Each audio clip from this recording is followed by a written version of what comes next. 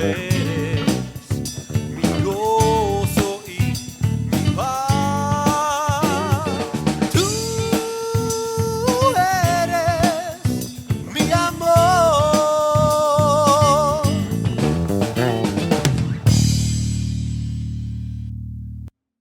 Saludos y bendiciones, hermanos. Pues vamos a comenzar con una oración en nombre de nuestro Señor Yeshua. Le damos gracias, Padre, por este hermoso día que nos ha dado. Gracias por las bendiciones recibidas, Señor, en el transcurso de la semana. Y gracias, Padre, porque podemos ahora hacer una pausa, Señor, en este tiempo para meditar en su bendita palabra. Su palabra es espíritu y es vida. Su palabra, Señor, es lo que trae revelación a cada uno de nosotros, Abba. Padre, queremos tomar su palabra como lo que es luz, es pan de vida. Y Padre, queremos que su palabra, Señor, es lo que venga a traer revelación a nuestra vida. Gracias, Padre, porque es por medio de su palabra que nos ha sido revelado su majestad Yeshua, y es por su palabra, Señor, que usted, Padre, da a conocer cada uno de los detalles que tiene también para nosotros como pueblo. Y digo nosotros como pueblo porque es por los méritos de nuestro Señor Yeshua. Gracias, Abba, le damos por cada persona que estamos aquí y cada persona que ha de escuchar este mensaje. Padre, prepare nuestro corazón primeramente. Estamos por leer y estudiar el libro de Números. Padre, creo que es el libro con el que más identificados debemos estar todos los creyentes, Abba, porque aquí podemos ver un reflejo y tristemente un espejo de cómo somos, Abba.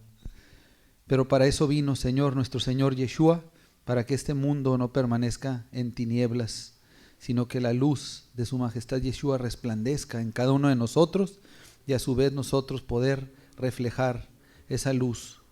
Gracias le damos, Padre, en el nombre que es sobre todo nombre de Yeshua. Amén. Amén. Y hermanos, pues como lo mencionaba ahorita aquí en la oración, efectivamente creo que si un libro, todo creyente en la Biblia, todo hijo de Dios, todo pueblo de Dios, si un libro tenemos que estudiar, que analizar y en el cual podemos reflexionar es en este, porque en este libro se ve en realidad cuál es nuestra naturaleza humana, cuál es nuestra forma de actuar, nuestra reacción ante la más mínima a veces de las adversidades. Y pues como hijos de Dios es bueno reflexionar en esto, porque si el que no conoce la historia está destinado, como se ha dicho, a volverla a repetir, ¿no? Es una frase muy popular y pues eso es importante. Vamos a comenzar este tiempo y antes que cualquier otra cosa vamos a recordar cómo termina el libro de Éxodo. ¿Se acuerdan que pues la semana pasada vimos el libro de Levítico y dijimos que ese libro fue dado porque el pueblo necesitaba santidad? ¿Por qué necesitaba santidad? Porque había una barrera entre Dios y su pueblo, no puede haber una cercanía, mucha cercanía. ¿Por qué? Por la barrera del pecado. Dios es santo y el que es santo, santo, santo, pues obviamente no va a habitar en donde hay pecado. Así es que así termina el libro de Éxodo. O sea, Dios, el Eterno, cumple, los saca de Egipto y termina Éxodo. Voy a leer aquí 40 del 34 al 35. Dice: entonces una nube cubrió el tabernáculo de reunión y la gloria de Jehová llenó el tabernáculo. Y no podía Moisés entrar en el tabernáculo de reunión porque la nube estaba sobre él y la gloria de Jehová lo llenaba. Así es que termina Éxodo, una hermosa historia. ¿Por qué? Porque Dios cumplió, Dios les dio libertad, Dios les da sus mandamientos, les da libertad y una identidad ahora como pueblo. Y Dios va a habitar en medio de ellos, pero termina esta historia del Éxodo en que ni siquiera Moisés podía estar ahí ante la presencia de Jehová. Es decir, no podía haber entrado al tabernáculo ni una sola persona, ni Moisés, ni Aarón, ni ningún otro, porque la gloria del Eterno llenó el tabernáculo. Entonces llenó el tabernáculo, así termina el libro de Éxodo. Y ahora, después, ¿cuál siguió? El libro de Levítico. Que ¿cuál es el libro de Levítico? Es las leyes de santidad, es el orden que Dios establece de purificación, de santificación, de los sacrificios correspondientes para expiar por el pecado, para limpiar al hombre, es decir, al ser humano, y poder tener ya una cercanía con Dios. Entonces fue ese libro dado, como dijimos, en el transcurso de un mes, y ahora comienza el libro de Números diciendo, aquí lo leemos, Números 1:1, habló Jehová a Moisés en el desierto de Sinaí, en el tabernáculo de reunión, en el día primero del mes segundo, en el segundo año de su salida de la tierra de Egipto. Ok, aquí digo, y habló el Eterno a Moisés en el desierto, en el tabernáculo. ¿Por qué? Porque aquí en Números ya podía haber un acceso al tabernáculo. ¿Quién? Eso fue dado y establecido en el libro de Levítico. ¿Cuándo se sucedió el final del Éxodo? Es decir, ¿cuándo se inauguró el tabernáculo? Recordamos ahí el contexto, decía el primer día del año, o sea, el primer día del primer mes del segundo año. Y aquí estamos viendo que cuando sucedió en el primer día del segundo mes del segundo año, que significa que transcurrió justamente un mes entre el final de Éxodo y el principio de Números. Hay un mes de tiempo, que ese mes fue cuando se entrega lo que es el libro de Levítico, las leyes de santidad, y ahora pues en Números ya tenemos un pueblo que tiene la instrucción de santidad, las leyes de purificación, todo lo que se necesitaba para cubrir su pecado, y ahora sí poder tener una cercanía con su Dios. Así es que quiero comenzar diciendo esto, pero ¿cuál es el contexto de lo que estamos leyendo? Comenzamos la Biblia leyendo en Génesis y partiendo del capítulo 12, que es el tema central de la Biblia. Dios se le aparece a un hombre que se llama Abraham, le cambia el nombre a Abraham, pero en resumidas cuentas, ¿qué le promete? Dios había hecho pacto con Abraham de que él sería padre de muchedumbres. Ahorita aquí en el libro de Números estamos viendo que, y podríamos decir, aquí ya se cumple esa parte, podríamos decir que eso ya se cumplió. Abraham en Génesis tuvo a Isaac, tuvo 8 hijos, pero entre ellos a Isaac, por medio del cual continúa la bendición. Isaac tuvo a Jacob, Jacob tuvo a los hijos de Israel tuvieron otros hijos que entraron en Éxodo, ya en el libro de Éxodo capítulo 1 eran 70, y de esos 70 en el libro de Éxodo salen y son 600,000 hombres más sus hijos, esposas, hijos, alrededor, dijimos conservadoramente, de 2 millones o más de personas. Aquí podemos decir que ya Dios había cumplido de que Abraham era ahora padre de muchedumbres. Por supuesto que sí, ya tenía una gran descendencia aquel hombre estéril y ya avanzado en edad. Ahora estamos viendo ya a estas alturas que Dios es un Dios de maravillas, que Dios es un Dios de palabra, que cumple lo que jura por Él mismo y lo que promete. ¿Qué otra cosa viene en este contexto? Pues Dios también le había prometido que le daría la tierra por heredad. Aquí, al principio de Números, que vamos a comenzar este estudio, podemos decir que Dios ya cumplió esta parte, que les dio la tierra por heredad. Eso todavía no. Es decir, en Éxodo pues los saca de la esclavitud, les da, como dijimos, una identidad, les enseña, después en Levítico les enseña las leyes, lo que tienen que hacer para purificarse y tener una relación con Dios. Ya hay esa cercanía.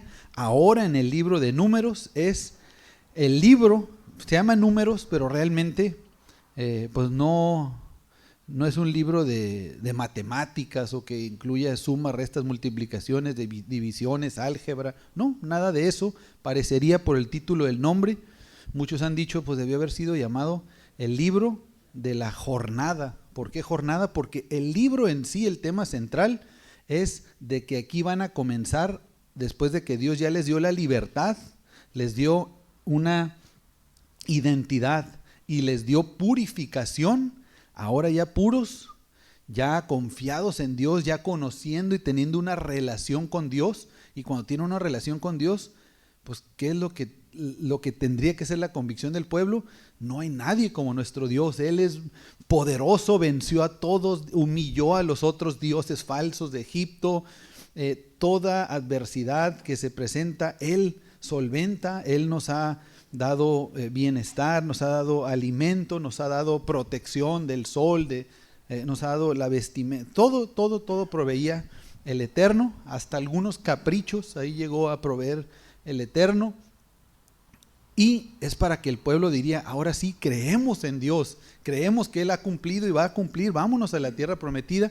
Y de eso se trata este libro, de su jornada hacia la tierra prometida. Dios ahora les dice, ok, vámonos, ahora sí, vámonos a continuar esa bendición, esa promesa que hizo Abraham. Y esto aquí, como digo, Dios también le había prometido que le daría la tierra por heredad. Todavía no podemos decir que se cumplió, pero aquí, en este libro, es cuando se comienza ese trayecto a la tierra prometida.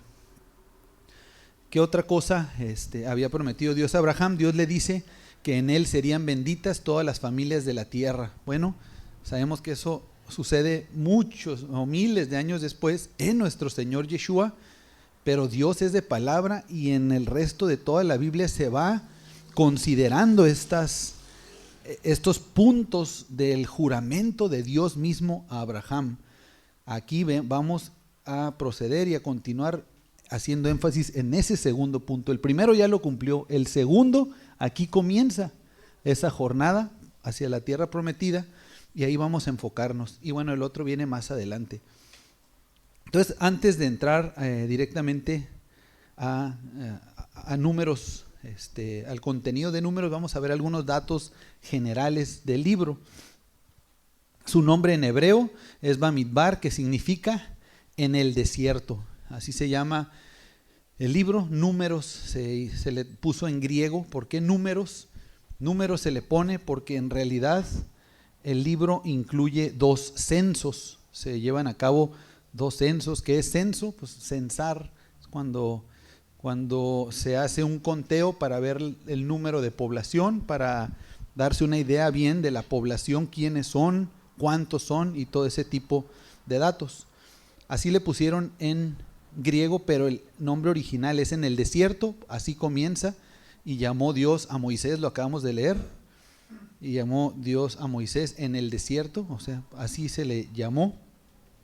¿Cuál es el periodo de tiempo que cubre este libro?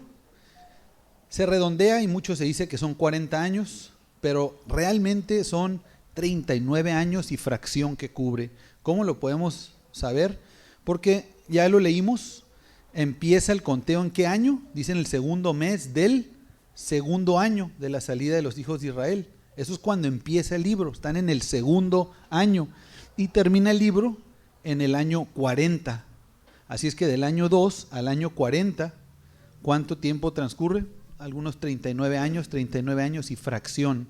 ¿Por qué? Porque acuérdense, cuando salen de Egipto, ¿cuántos años tenía Moisés? 80. ¿Y a los cuántos años muere?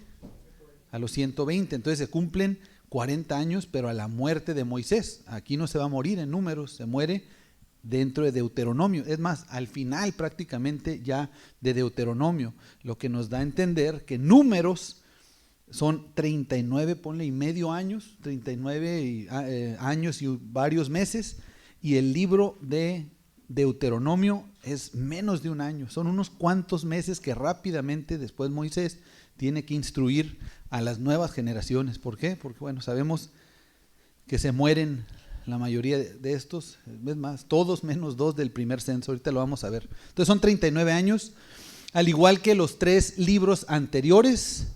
Este libro es escrito por Moisés. ¿Qué aprendemos más que nada en este libro? Y esto es dato bien importante. Si algo nos debemos de acordar del contenido de este libro, son estos puntos que vamos a ver. Número 1, Dios desea vivir en medio de su pueblo. Aquí lo volvemos a ver. Esto no lo estamos apenas mencionando, lo mencionamos en el libro anterior de Levítico, pues por algo dio esas leyes, esos sacrificios. Lo mencionamos en el libro anterior, que es el libro de Éxodo. y lo vimos incluso en Génesis, o sea, pero aquí viene una vez más a afirmar ese punto. Dios desea vivir en medio de su pueblo. Número 2, igual de importante, si no es que a lo mejor hasta más, estarse quejando se vuelve contagioso. Estarse quejando se vuelve contagioso. Ahorita vamos a hablar más al respecto. Y este libro, si también quisiera ponerle algún nombre más adecuado, sería el libro de las quejas. El libro de las quejas. Hay quien otro el libro de las jornadas, pero se le llamó números. Está bien, digo, así ya hoy lo conocemos, pero realmente el título como que no nos dice mucho de lo que realmente se trata el contenido. ¿Qué más aprendemos en este libro? Dudar de Dios es muy, pero muy malo.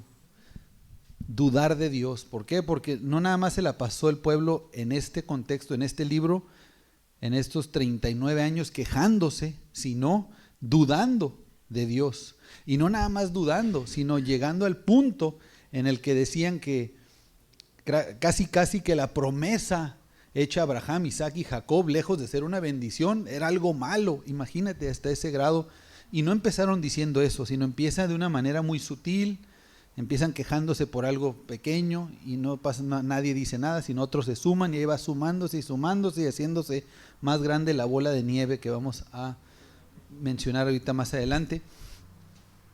En los primeros capítulos, Dios organiza a su pueblo para estar cercanos a Él. Es decir, Dios ya los purificó, Dios ya está ahora sí listo para tener una relación con su pueblo, habitando en medio de ellos, ahora sí una relación, ya no tienen la barrera tanto del pecado. Claro, siguen pecando, pero ya hay ciertos sacrificios, cómo le van a hacer para reconciliarse con Dios, ya hay esa relación. Y Dios, ya ahora que permite, ya cuando hay un sacrificio que nos acerca a Dios, todo nos lleva a nuestro Señor Yeshua, no nada más es el sacrificio y ya, todo quedó perfecto, no, ahora hay que organizar sus vidas. Y Dios en estos primeros capítulos, de hecho en los primeros 4 capítulos, Dios organiza a su pueblo para estar cercanos a Él. Después, en los siguientes capítulos, luego el hombre se desorganiza principalmente por las quejas. O sea, cuando todo empieza el libro muy bien, recién purificados, Dios los organiza, es ahí cuando empiezan las quejas y empieza la desorganización.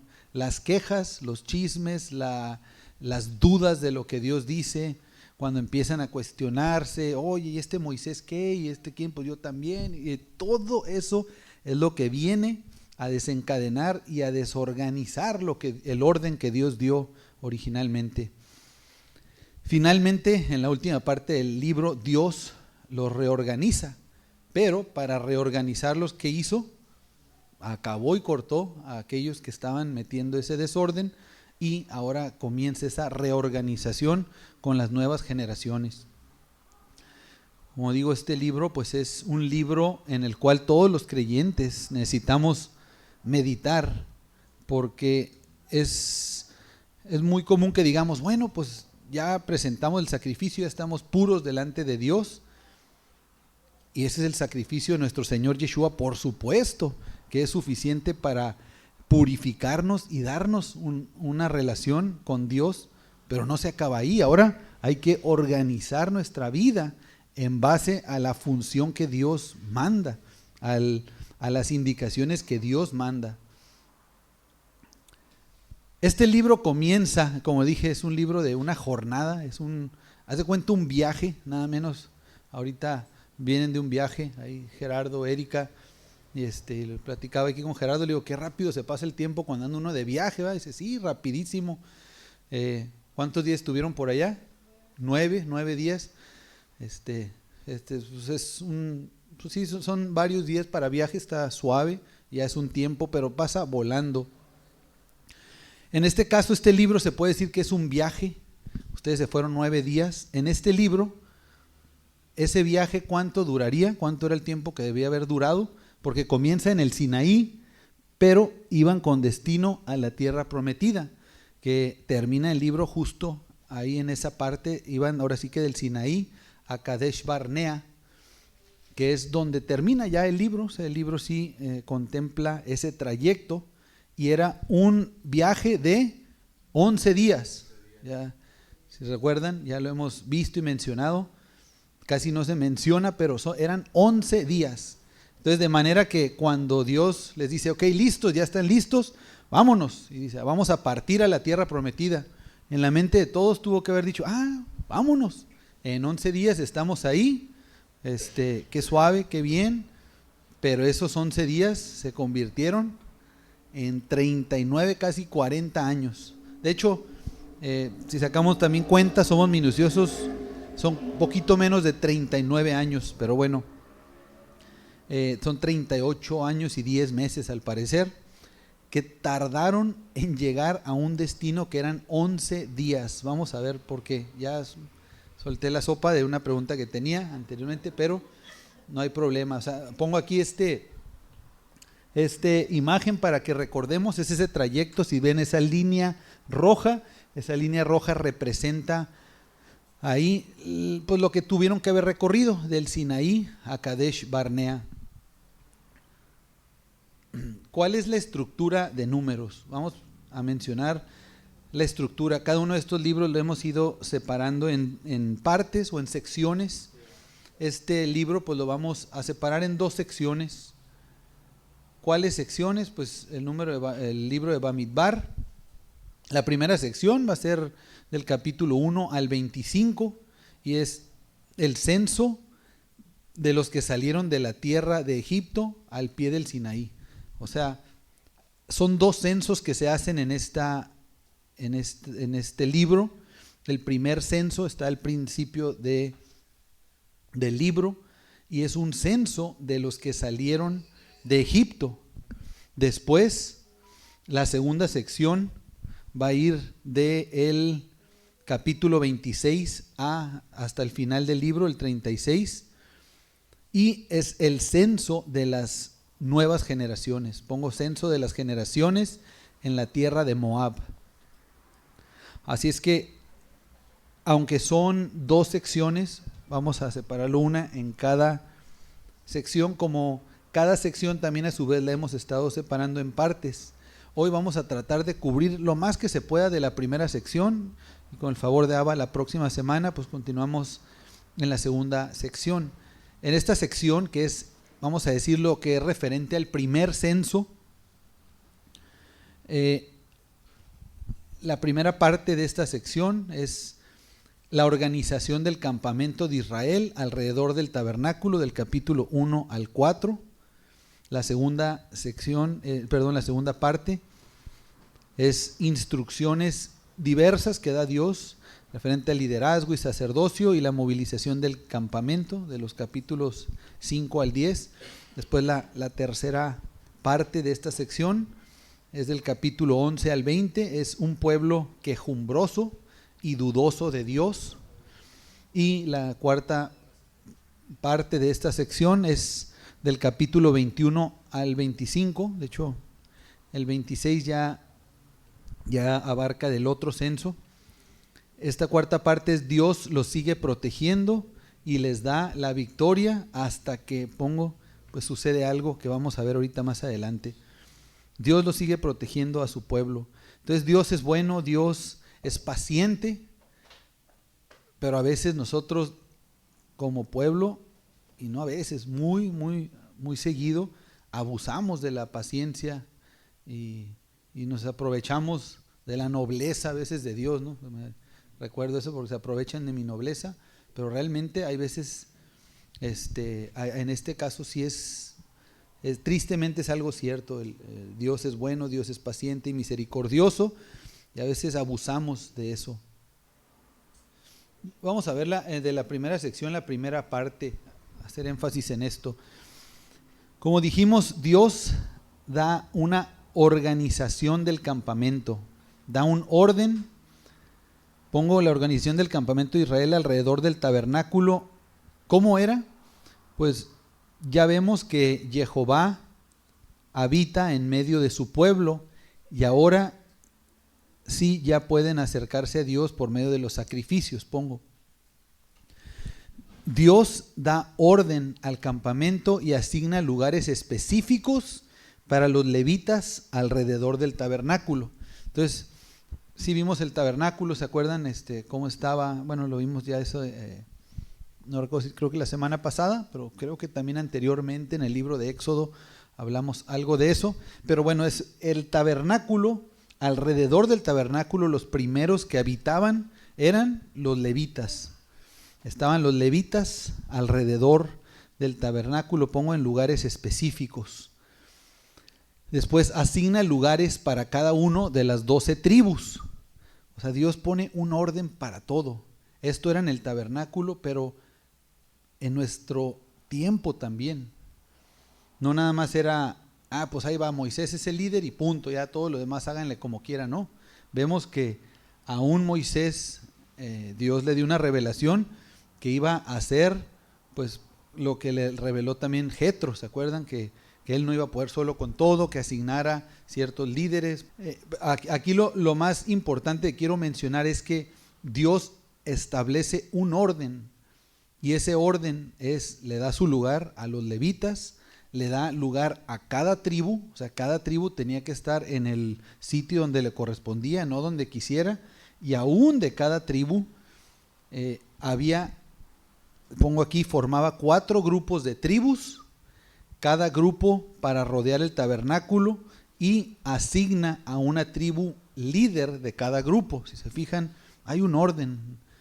Aunque eran 12 tribus, se puede decir 4 grupos de 3 tribus cada uno, y después de cada grupo de 3 tribus, una tribu era la líder de ese grupo. Pero no se acaba ahí. Después a cada tribu también asigna un líder para cada tribu. Entonces Dios así lo manda. Hoy para nosotros es exactamente lo mismo. Dios establece un orden. ¿Cuál es ese orden? Todo empieza en nuestros hogares. ¿Y cómo lo hace? Pues pone por cabeza al varón. ¿Por qué pone al varón por cabeza? Porque es el más capaz, porque es el más fuerte, porque es el más inteligente, el más responsable. No, al contrario. Dice la Escritura que Dios toma ¿qué? Lo vil y lo menospreciado. Seamos sinceros, y ahora con un entendimiento un poquito más de la Escritura, digo, ahora tiene más sentido. La mujer por lo general es más aplicada, es incluso como que tiene más capacidad, ya sabemos, más multifuncional, hacer varias cosas a la vez, inteligente, más limpia, o sea, tiene más cualidades que el hombre. El hombre por lo general es más cuachalote, más sucio, más de que hace concha y para que la mujer sea la que haga todo por naturaleza. ¿Y Dios qué hace? Llama al más vil, o sea, y menospreciado, para que sea la autoridad y él reflejar su gran poder en uno, él perfeccionar su poder en uno. Entonces pone por algo al hombre que esté ahí al frente, pero obviamente el hombre tiene que someterse a la voluntad de Dios. Así pone estos órdenes Dios. Entonces en un hogar donde la mujer es la que toma las riendas y dice que se hace y que no, y que olvídate, eso es fuera de los mandamientos y de los propósitos de Dios, porque Dios da un orden, Dios organiza a su pueblo. Entonces organiza a su pueblo, hoy 10 en casas, después, ¿qué más? Pues hay convocaciones, hay reuniones, se reúnen, o sea, qué absurdo sería que diga una mujer, pues yo no le hago caso a mi esposo, pero no, yo sí me alineo a lo que dice el pastor o el rabino. Es incongruente, espérate, todo es por orden, empieza en casa, después en lugar, o sea, así mismo Dios dio un orden para que se siguiera y no podían estar guardando a los altos mandos y a los inmediatos, no, o sea, Dios establece este orden y este propósito. Bueno, vamos a continuar. Así es que da un orden. ¿Y cuál es ese orden? Dice ahí Números 1, del 1 al 3, habló Jehová a Moisés en el desierto del Sinaí en el tabernáculo de reunión en el día primero del mes segundo, en el segundo año de su salida de la tierra de Egipto, diciendo: tomad el censo de toda la congregación de los hijos de Israel por sus familias, por las casas de sus padres, con la cuenta de los nombres, todos los varones por sus cabezas, 20 años arriba, todos los que pueden salir a la guerra en Israel, los contaréis tú y Aarón por sus ejércitos. Así que, así comienza el libro diciendo: toma el censo. Yo pregunto, ¿qué es el censo? Vuelvo a repetir, censo es un conteo, un conteo de la población para saber quiénes son, prácticamente, cuántos son, quiénes son, hoy día, a qué se dedican, cuánto ganan, cuánto realmente, muchas cosas al respecto. Yo pregunto, ¿el censo en la Biblia es considerado como algo bueno o algo malo? Realmente el censo, como el censo te da la información de cuántos son, a veces en nuestra mente humana, entre más son, pues entre más somos, más fuertes somos. Entre más somos, no, pues ahí están todos, tienen que tener la verdad. Cuando este libro te va a mostrar que nada tiene que ver una cosa con la otra, al contrario. La mayoría, vamos a ver más adelante, eran 10 espías, y de los espías, la mayoría que dijo lo malo, nada más la minoría dijo lo correcto, que eran 2. Y en la Biblia vamos a ver esa clara tendencia, que la mayoría generalmente son los que están equivocados. Pero el censo tiene que ver con ver qué tan fuerte es un ejército. Aquí está hablando de que el censo era entre quiénes, entre los hombres de 20 años arriba, los varones de casa que estuvieran listos para poder salir a guerra en Israel. Entonces está hablando de varones adultos, fuertes. Y tenemos otras historias como la del rey David, que hizo un censo y el Eterno lo tomó a mal porque quería ver qué tan fuerte era, y se presta para que diga: pues soy fuerte por el número de hombres, en vez de decir soy fuerte porque Dios es el que me hace fuerte. Entonces puede entrar eso en juego, y definitivamente que un censo para ver qué tan fuerte eres no es bien visto por el Eterno. Sin embargo, este censo es muy importante, y a mí me gusta este censo. ¿Por qué? Me gusta porque cuando salen de Egipto, ¿qué dice la escritura? Que eran como 600,000 hombres. ¿Y cuáles eran sus nombres? No dice. Son 600,000, punto. 600,000 son los que salieron. 600,000 fueron los llamados que Dios les dio la oportunidad de ser parte de su pueblo. Después los purifica, después les da identidad para ser parte de su pueblo, pero ahora quiere un censo de quiénes, de aquellos que han sido redimidos, no nada más salieron de la esclavitud, sino que han sido purificados, redimidos, y ahora están listos delante de Dios para tener la relación con Dios. Aquí no nada más da el número, aquí da número y nombre. Es una gran diferencia en la escritura. Ya no nada más se va a tratar de que son 600,000 hombres, punto, ¿no? Aquí nos da el dato, más de 600,000 hombres, y nos da nombres. Claro, no de todos, no nos da los 600 y tantos mil nombres, pero nos da nombres de los líderes. Entonces, lo leo aquí del 4 en adelante, dice: y estará con vosotros un varón de cada tribu, cada uno jefe de la casa de sus padres. Estos son los nombres de los varones que estarán con vosotros: de la tribu de Rubén, Elisur, hijo de Sedeur, de Simeón, Selumiel, hijo... Bueno, y así podríamos continuar. No voy a leer todos los nombres, pero a lo que quiero mencionar es que aquí no nada más se da un número, sino se dan nombres. ¿De quiénes? Del pueblo de Dios. No nada más de los que Dios tuvo misericordia y sacó del ejército. Aquí ya de los que han sido redimidos, les ha sido dado una identidad, han sido purificados y ahora son el pueblo de Dios.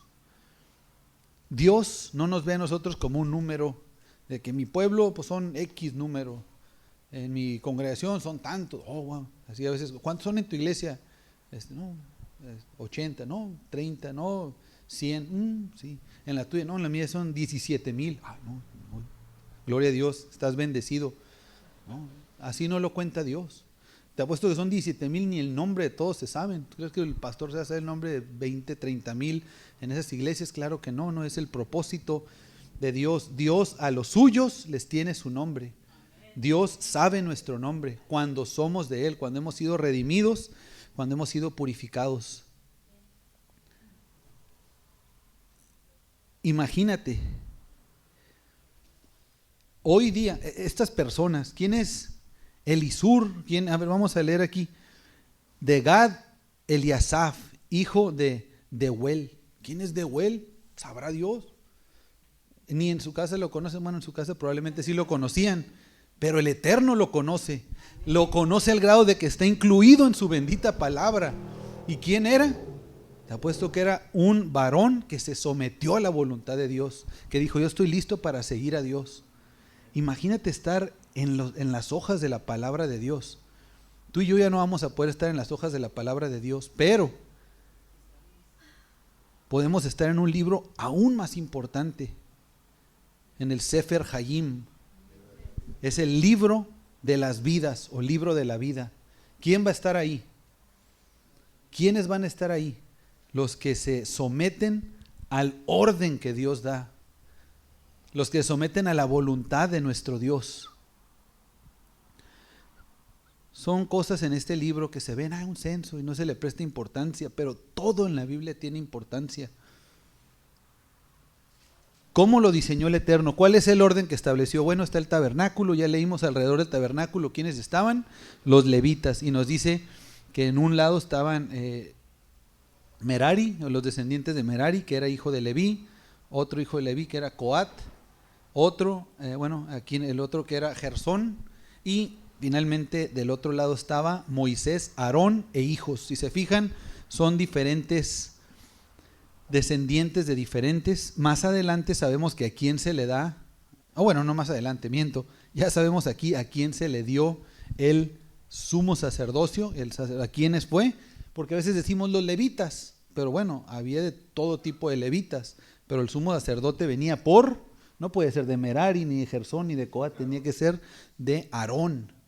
Y de ese lado estaba Moisés, Aarón y los hijos de Aarón. Entonces de ese lado, que viene siendo en este caso, pues del lado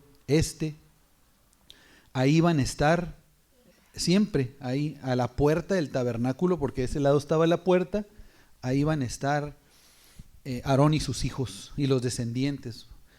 Así es que esos son los que estaban primero, pero después dice que estaban las tribus. ¿Cuáles eran los que estaban de un lado, ahí de ese lado de la entrada de la puerta del tabernáculo que lo hemos visto? ¿Quién estaba? Estaba Judá, la más grande de todas las tribus. ¿Quién estaba? ¿Cuáles eran las otras dos tribus que lo acompañaban? Y si se fijan, Judá dice 74,600. Sí nos da el dato específico de cuántos eran por cada tribu. 74,600, por eso hago una simulación ahí de que el cuadro es más grande. ¿Por qué? Porque es más que Isaacar, que eran 54,400, y que Zabulón, que eran 57,400. Entonces ahí están, estas eran las tres tribus. Que ¿cuál era la líder? Pues la que está al frente, Judá. Judá era la tribu líder, ¿se acuerdan? Que eran grupos de tres tribus, una líder es la que estaba al frente. ¿Cuál era otro grupo? Pues el líder era Rubén. ¿Y quiénes estaban con Rubén? Estaban Simeón y Gad.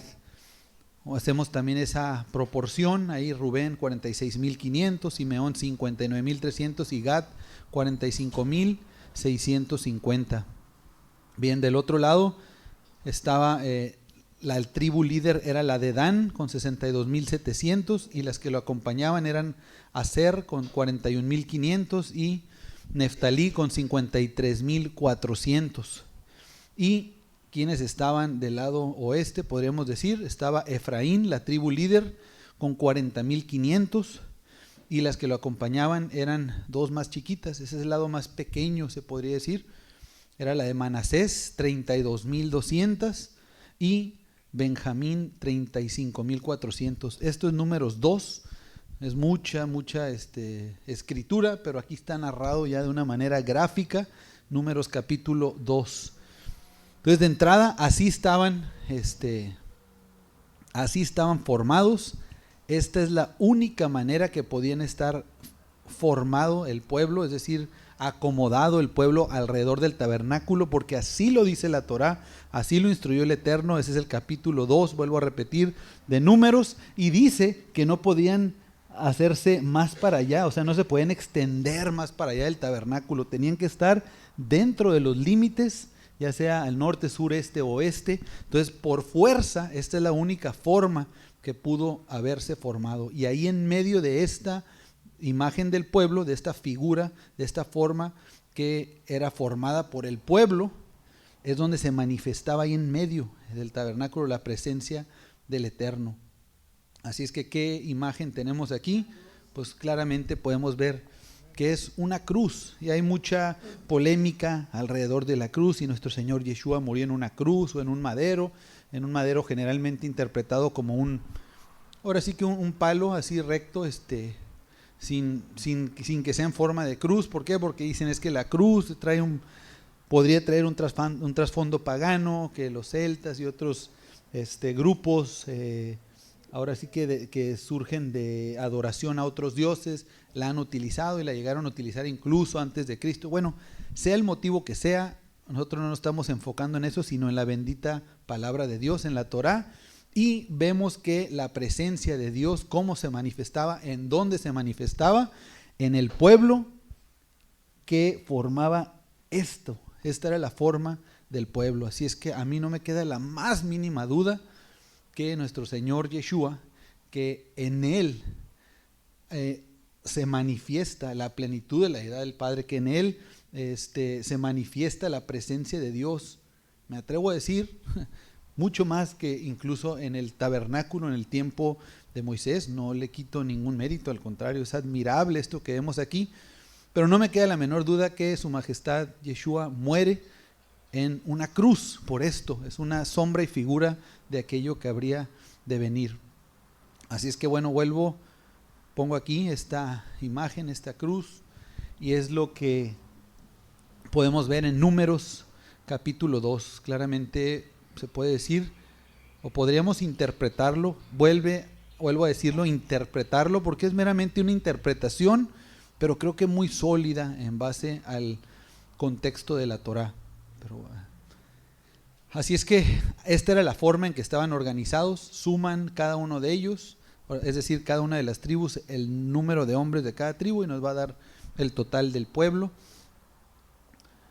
Pero vamos, entonces, ¿cuáles eran las tribus líder? Ya lo dijimos, de un lado Efraín, de otro lado, es la primera que está, entonces está Efraín, acá está Rubén. Si se fijan, de inmediato los que están pegaditos al tabernáculo son los levitas, pero ya lo que es el resto del pueblo, las 12 tribus, y el líder de cada tribu es Efraín, Rubén, Judá y Dan, esos 4.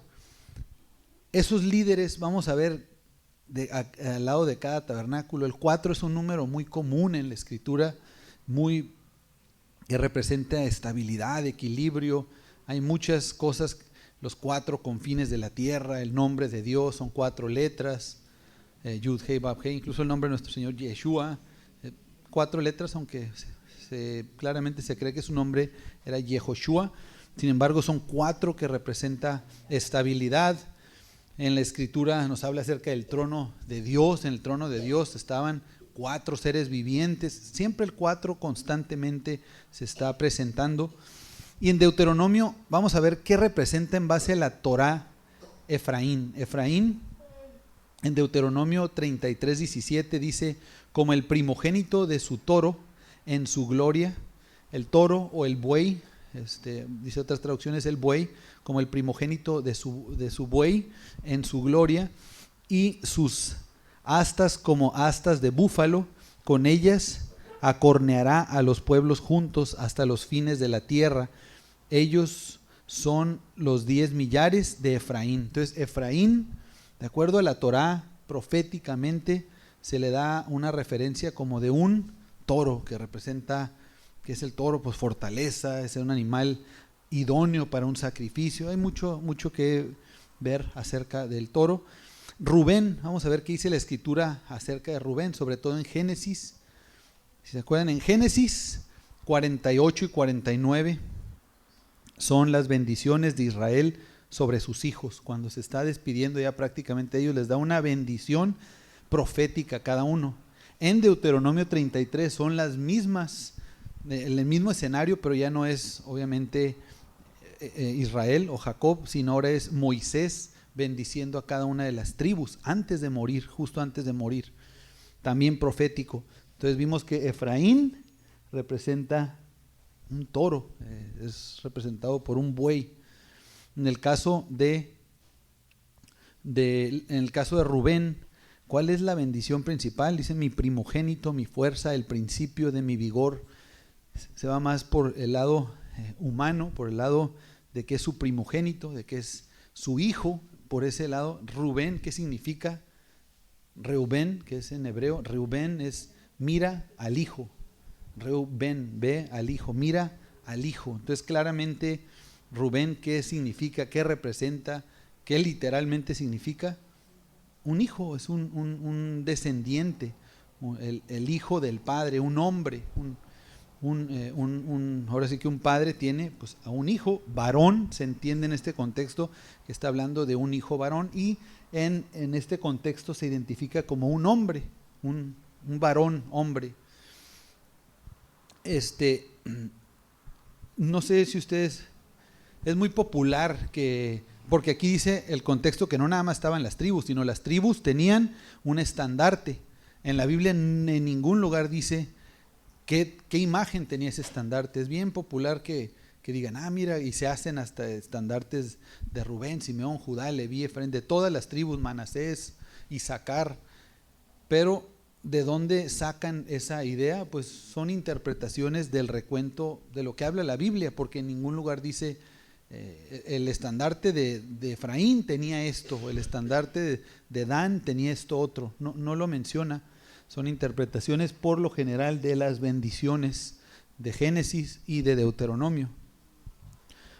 Así es que bueno, aquí en el caso de Judá es muy muy contundente.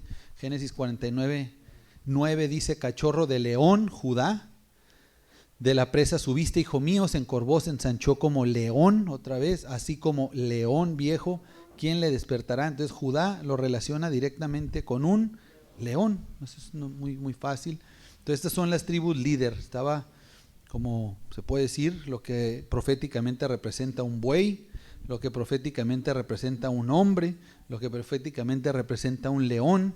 Y en el caso de Dan, Génesis 49 del 16 al 17 dice: Dan juzgará a su pueblo como una de las tribus de Israel. Será Dan serpiente junto al camino, víbora junto a la senda, que muerde los talones del caballo y hace caer hacia atrás al jinete. Entonces claramente se ve que en el caso de Dan, ¿qué es lo que le representaría? Pues una serpiente. Exacto, una serpiente, que la serpiente que representa astucia y juicio. Astucia, porque con astucia cayó el juicio sobre la humanidad por medio de una serpiente. Ahora, pongo aquí un águila. ¿Por qué pongo un águila? Y esto lo menciono: Dan es un águila según la tradición. La Biblia no lo menciona, la Biblia realmente habla como de una serpiente. En la escritura hay dos animales que claramente se pueden relacionar al juicio. Uno es la serpiente, el otro el águila. Ahora la serpiente pues sabemos que con una connotación pues negativa, de maldad, de una mala intención, y el águila como ese juicio de Dios, es decir, ese juicio que en este caso el águila, subrayo ahí las palabras claves de Dan, dice Dan juzgará, y habla de serpiente, se ve que pues es como por el mal, ahora sí que por el mal lado, al grado de que Dan desaparece de las tribus. De hecho también Efraín, dos de estas cuatro no aparecen al final, aunque Efraín de alguna manera pues se puede decir que está incluido dentro de José, porque aparece la tribu de José, padre de Efraín, pero la que sí desaparece por completo es Dan. En su lugar entra como tribu Leví al final, es decir, en la Nueva Jerusalén.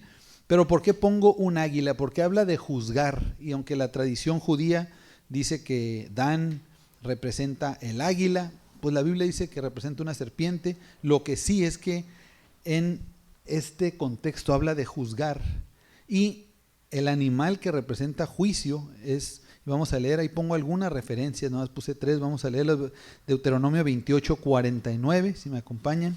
Jehová traerá contra ti una nación de lejos, del extremo de la tierra, que vuele como águila, nación cuya lengua no entiendas. Entonces ahí claramente se puede ver que el juzgar y el juicio del Eterno es representado por el águila.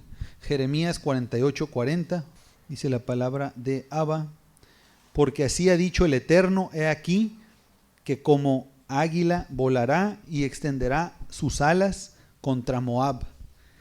Así es que vemos otro pasaje de lo que representa el águila, que es el juicio de Dios. Extenderá sus alas contra Moab, caerá juicio sobre Moab. De una vez lo vemos, Lamentaciones 4:19. Ligeros fueron nuestros perseguidores, más que las águilas del cielo. Sobre los montes nos persiguieron, en el desierto nos pusieron emboscadas. Bueno, hay muchos pasajes, aquí puse 3, pero hay muchos que hablan acerca de la águila que representa el juicio de Dios. Dan dice juzgará a su pueblo. Entonces, aunque en la Biblia se habla más de la parte de Dan, del juicio como una serpiente, aquí nos habla de juzgar. Y este animal, digo, en la tradición lo ponen como que Dan, aquí era representado por el águila. Vuelvo a repetir, es por la serpiente, pero hablando de juicio y del juicio de Dios, claramente podemos también, y con sustento bíblico, decir que el águila representa el juicio de Dios. Y bueno, ¿por qué pongo estos 4 escenarios? Lo que proféticamente nos habla acerca de Efraín, o sea, la cara de buey, una cara de hombre, una cara de león, y en este caso el juicio representado por una cara de águila. En Ezequiel hay una visión donde aparecen 4 seres vivientes, y cada uno de estos 4 seres vivientes que estaban en el trono de Dios, cada uno de estos 4 seres vivientes tenía, dice, 4 caras cada uno. ¿Y cuáles eran esas 4 caras?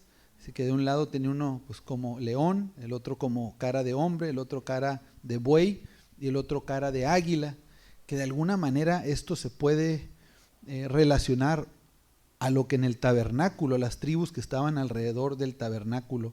En el libro de Revelación, ya en el final, el desenlace de toda la Biblia, en Apocalipsis, en Revelación, que nos dice que estaba el trono de Dios, y en el trono de Dios estaba rodeado por 24 ancianos, y después ahí alrededor de todos los 24 ancianos en medio, enfrente estaban, frente del trono de Dios, 4 seres vivientes, y uno tenía cara de buey, otro tenía cara de hombre, otro tenía cara de león y otro tenía cara de águila. Menciona que claramente se puede relacionar con la función de cómo estaba acomodado y ordenado el tabernáculo. ¿Y qué decían estos 4 seres vivientes? Pues adoraban al Eterno y al Cordero, dice la Escritura, y pues repetían: santo, santo, santo, Kadosh, Asher, Hayá, Bejové, Beyabó. ¿Qué significa?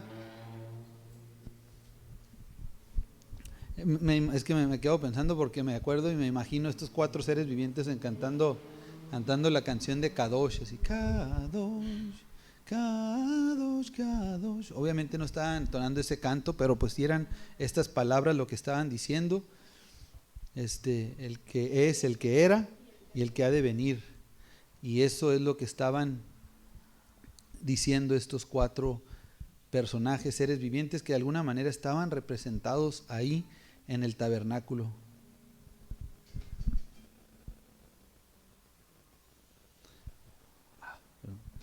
La segunda parte de esta sección vimos la parte de la organización. Después de dar esa organización, da una serie de instrucciones. Esta parte 2 de la primera sección, y esas instrucciones pongo de los capítulos 5 al 10, da instrucciones diversas para el pueblo e inician la partida a la tierra prometida. Después de la organización dice: ok, ahora sí, vámonos a la tierra prometida. reciben instrucciones diversas. ¿De qué tipo? Pues separación de los que estén inmundos, en el capítulo 5.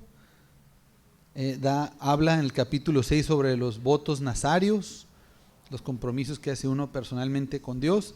En el capítulo 6 también habla la bendición arónica, el Birkat HaKohanim que le llaman, es el capítulo 6. Después son las ofrendas y sacrificios en el altar, en el capítulo 7, el liderazgo y sacerdocio en el capítulo 8, celebran Pesaj y Pesaj Sheni en el capítulo 9, ahí en el desierto. Después inicia la movilización del campamento y ahora van a tierra prometida en el capítulo 10. Y bueno, vamos a ver algunos de estos puntos y aquí vamos a terminar en esta sección. Números 9 del 14 al 23 dice: el día que el tabernáculo fue erigido, la nube cubrió el tabernáculo sobre la tienda del testimonio, y a la tarde había sobre el tabernáculo como una apariencia de fuego hasta la mañana. Así era continuamente, la nube lo cubría de día y la noche y de noche la apariencia de fuego. Cuando se alzaba la nube del tabernáculo, los hijos de Israel partían, y en los lugares donde la nube paraba, allí acampaban los hijos de Israel. Al mandato de Jehová, los hijos de Israel partían, y el mandato de Jehová acampaban. Todos los días que la nube estaba sobre el tabernáculo permanecían acampados. Cuando la nube se detenía sobre el tabernáculo muchos días, entonces los hijos de Israel guardaban la ordenanza de Jehová y no partían. Y cuando la nube estaba sobre el tabernáculo pocos días, el mandato de Jehová acampaban y al mandato de Jehová partían. Y cuando la nube se detenía desde la tarde hasta la mañana, o cuando a la mañana la nube se levantaba, ellos partían. O si había estado un día y a la noche la nube se levantaba, entonces partían. O si 2 días o un mes o un año, mientras la nube se detenía sobre el tabernáculo, permaneciendo sobre él, los hijos de Israel seguían acampados y no se movían. Mas cuando ella se alzaba, ellos partían. Al mandato de Jehová acampaban y al mandato de Jehová partían, guardando las ordenanzas de Jehová, como Jehová había dicho por medio de Moisés. Entonces, no es cuando ellos querían, es cuando el Eterno les decía por medio de la nube o del fuego, como estamos viendo aquí. En el momento que el Eterno se movía, ahí va todo el pueblo, pero en el momento que se detenía, como dice aquí el texto. Y podría decir uno, oye, pues, o sea, nada más tenían que ver la nube y ahí es donde los iba a seguir. Dice, wow, qué extraño, qué raro que así se manejaba. Pero hoy día, con nosotros, no debe ser diferente. Es más, debe ser justamente igual. Ya no por una nube, sino a donde el Espíritu de Dios nos lleve, ahí estamos. Donde el Espíritu de Dios nos diga, detente aquí vas a estar hasta que yo me mueva, entonces nos movemos. Pero estamos tan acostumbrados a tomar decisiones basados en nuestro bienestar, en mi manera de ver, en lo que a mí me conviene, en lo que a mí me gusta, que ignoramos por completo los propósitos de Dios. A veces estamos en un empleo, en un trabajo 20 años, ¿por qué? Porque estamos a gusto, porque estamos cómodos, porque está más o menos saliendo ahí para vivir, o ya nos acostumbramos a ese estilo de vida. Cuando Dios te puede estar diciendo, es para que estuvieras ahí un año, vámonos ya, y el Espíritu de Dios nos está llevando y ahí estamos nosotros detenidos porque Dios tiene un trayecto para nuestra vida. Aquí era un trayecto de 11 días que tardó 40 años. En la vida de nosotros, ¿cuánto es? Dios quiere para nuestras vidas una bendición, que seamos prósperos delante de su presencia, que seamos llenos de su Espíritu, que hablemos lo que Él tiene para nosotros para hablar, que hagamos lo que Él tiene para que nosotros hagamos. ¿Y qué es lo que sucede? Estamos en un empleo, 5 años, 10 años, 20 años, toda la vida ahí. ¿Qué estamos haciendo en una congregación? Sí, 2 años, 5 años, 20 años, 30 años. Pero el Eterno nos dijo, yo no quería eso para ti.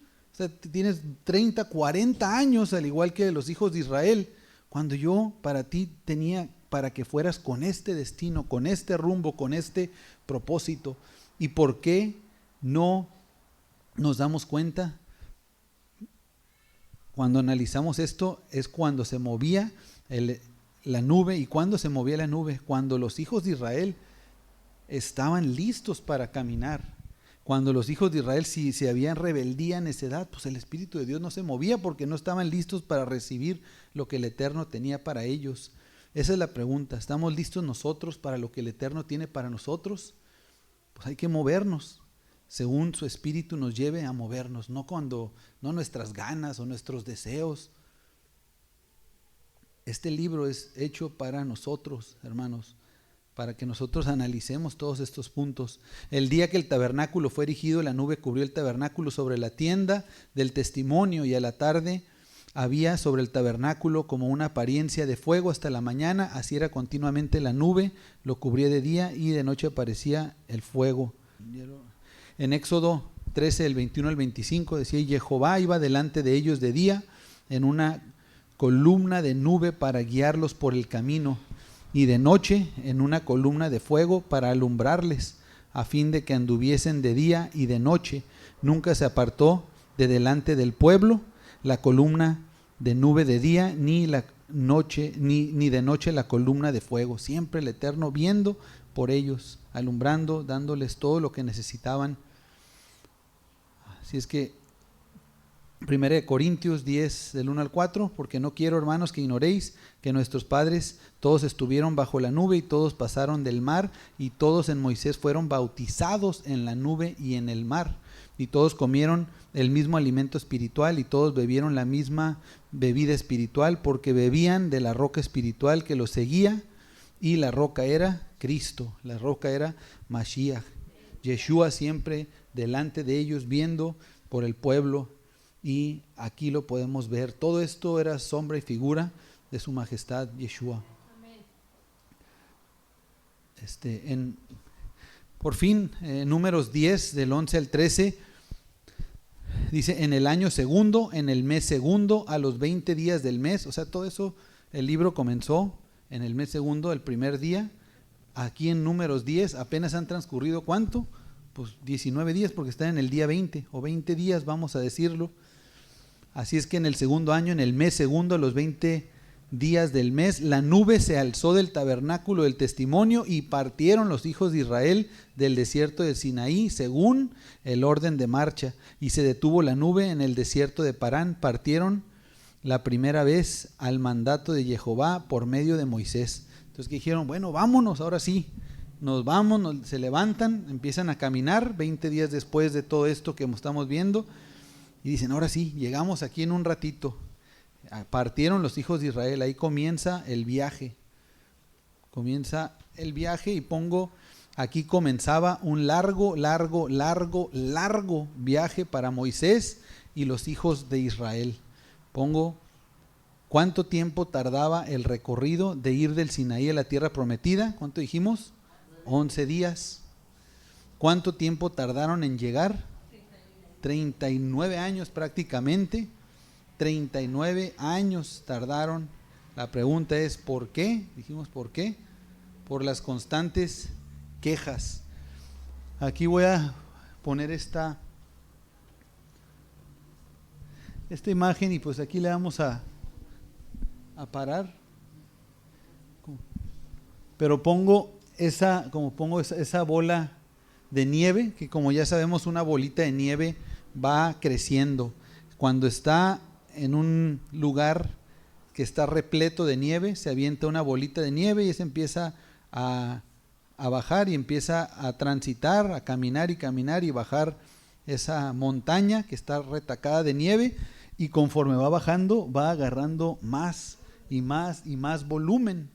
¿Por qué va sucediendo esto? Porque se le va juntando toda la nieve que está alrededor.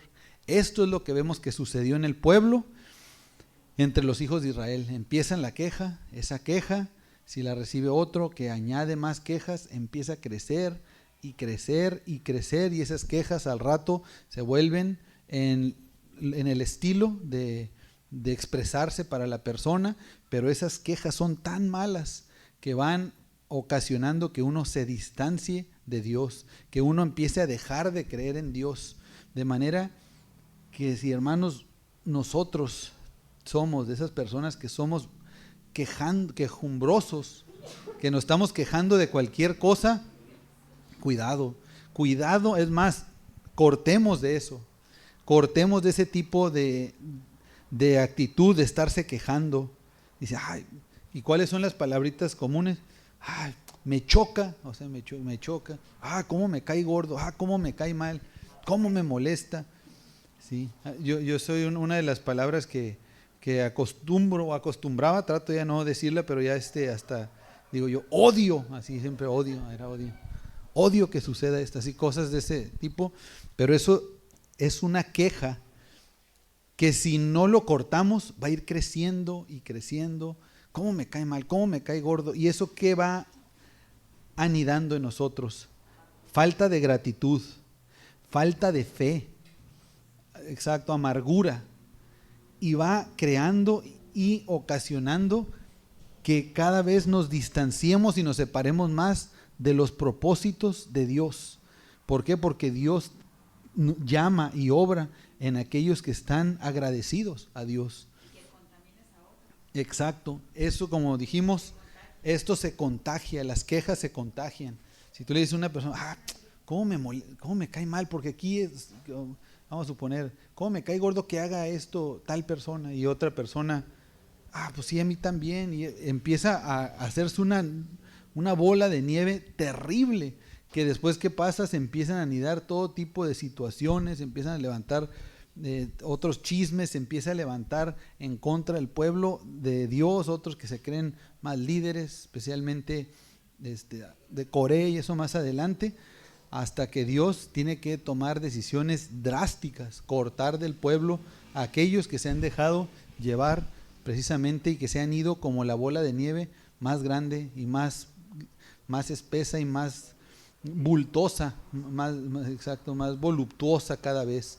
En la tercera parte de esta sección es un pueblo, como dijimos, quejoso, por eso vimos la bola de nieve, así se va haciendo, y dudoso de Dios, capítulo del 11 al 20, se la pasan quejándose de Dios, quejándose de Moisés, de su vida actual, viven anhelando regresar a su vida pasada.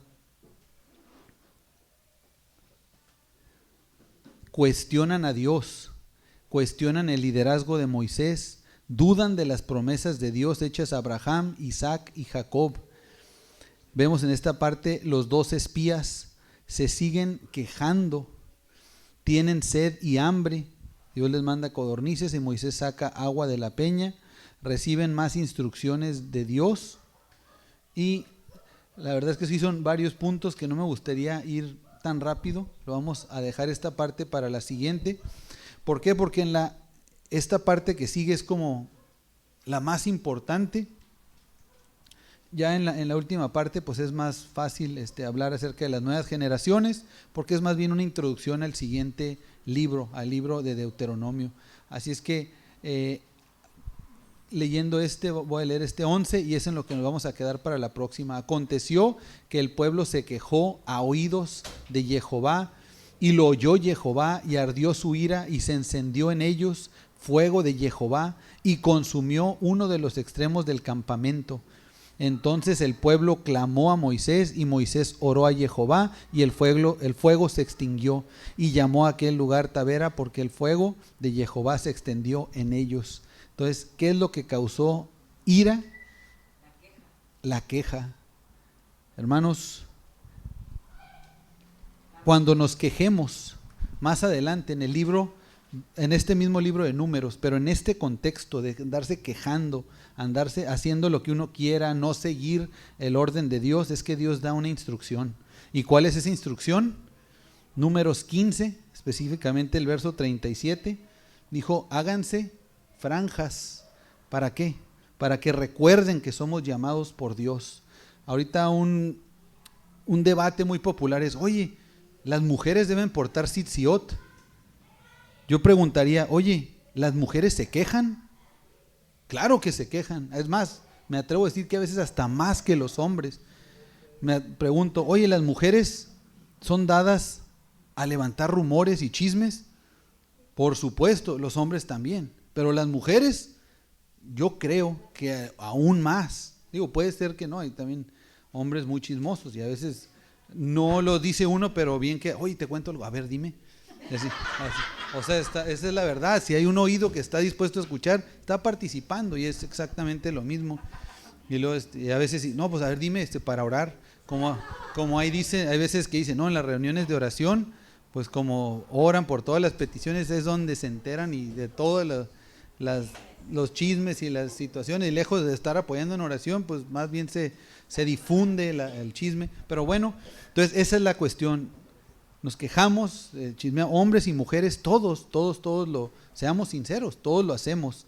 Entonces el mandamiento de portar estas franjas en el borde de las ropas, aquí lo pongo, el tzitziot, las mujeres lo deben portar. No, pues es que el rabino se puede ofender, el fulano, sea quien sea, el Eterno en este contexto dio este mandamiento, para que si nos estamos quejando, que recordemos que somos llamados a ser diferentes, a guardar sus mandamientos y a no participar en este tipo de situaciones. Así es que hoy aprovecho para decir, por supuesto que hombres y mujeres todos tenemos que portar el tzitziot, porque todos queremos ser parte del pueblo de Dios, todos queremos estar en ese censo que verdaderamente vale. ¿Cuál es? El censo del libro de la vida, de aquellos que estén inscritos en ese hermoso libro de la vida.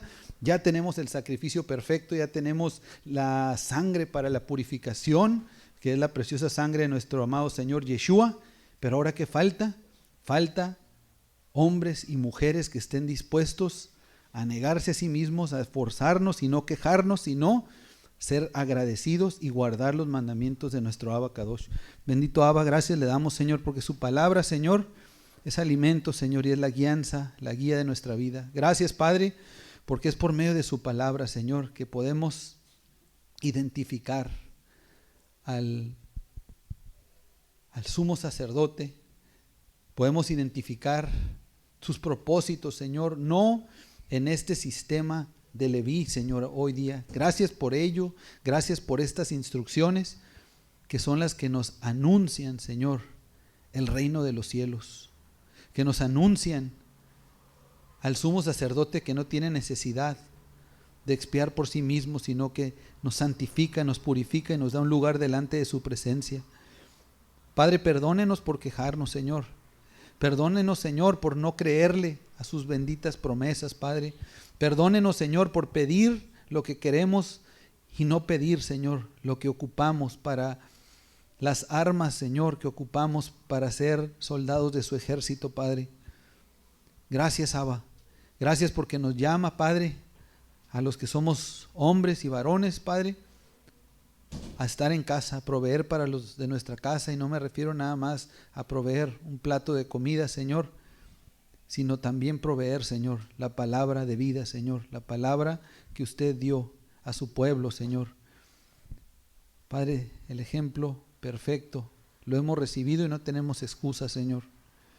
Su Majestad Yeshua dio todo, absolutamente todo, hasta su vida en obediencia, Señor, y ese es el ejemplo que nos fue dado. Padre, derrame su bendición para nosotros, para los hombres, para las mujeres, Señor, para que cada esposa, Señor, juntamente con su esposo nos sometamos, Señor, cada uno, hombre y mujer, como uno solo delante de usted, Padre, buscando su rostro, Señor, y asimismo los hijos, Padre, hijos que se sometan a la voluntad de los padres, Señor, y no nada más quejarse, Padre, porque es lo que viene por default, es lo que hacemos, Señor, es lo que nos viene en automático, Padre, pero no nos llama, Señor, a ser guiados por instintos, sino por su Santo Espíritu, Señor. Y así como el pueblo era guiado por su Espíritu, representado en esta nube, Señor, y en esta columna de fuego, Señor, así, Señor, esa nube y ese fuego, Señor, es el bautizo de su Espíritu Santo, Padre,